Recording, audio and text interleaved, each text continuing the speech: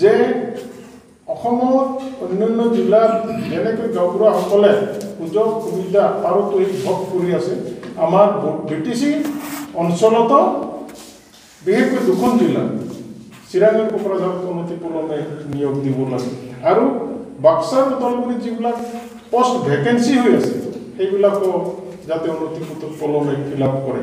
এই কাৰণে আজি আমি প্ৰেছ মিটৰ যোগেদি প্ৰমোদ বড়ো ডাঙৰীয়া চিফ বিটিআৰ ওচৰত আমি সদৌ বিটিপি গাঁওবুঢ়া সংস্থা হিচাপে দাবী জনাইছোঁ যে যিবিলাক ইণ্টাৰভিউ দিছে সেইবিলাক অনতিপলমে নিয়োগ কৰক।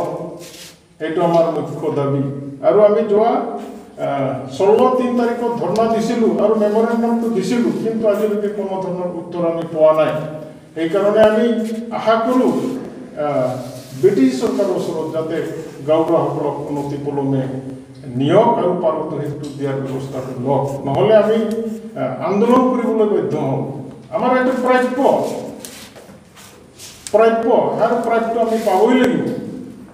কাৰণ 2015 চনৰ 5 জানুৱাৰীৰ জাননীত আজি কিমান বছৰ হৈ গ'ল এইটো আপোনালোকে চাই আছে, কিয় আজিলৈকে দিব পৰা নাই।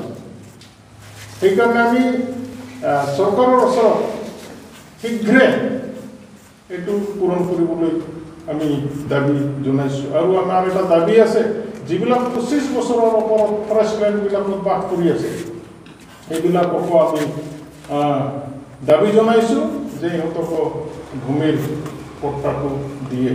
আৰু যিবিলাক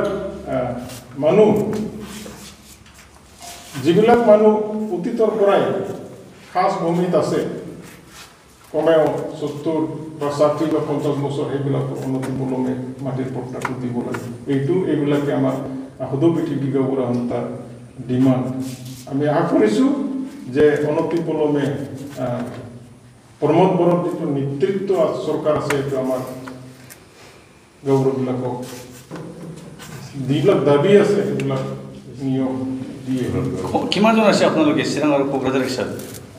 চিৰাং আৰু কোকৰাঝাৰ হিচাপে যিটো নোটিফিকেশ্যন আছে তাত অসম চৰকাৰে কোকৰাঝাৰ জিলাত 317 জন আৰু চিৰাং জিলাত 172 জন নিয়োগ দিয়াৰ কাৰণে অলৰেডি এইটো নোটিছ জাৰি কৰিছে।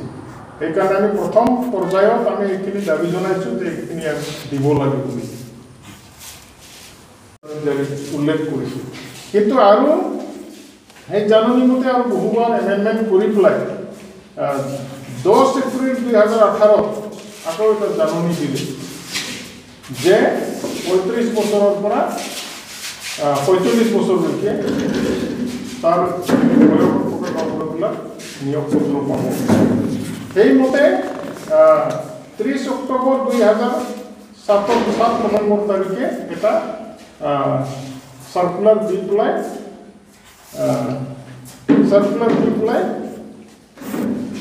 সাক্ষাৎকাৰো পাতিলে 2018 চনৰ 10 এপ্ৰিলৰ জাননী আৰু